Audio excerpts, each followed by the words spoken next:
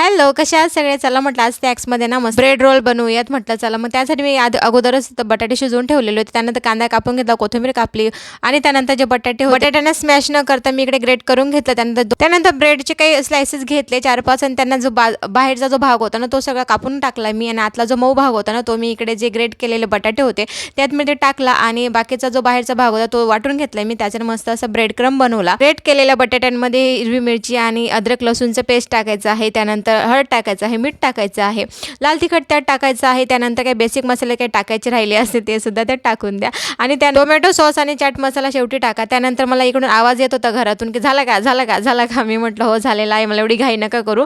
तरी शेवटी माझी खूप जास्त धावपळ होऊन गेलेली होती.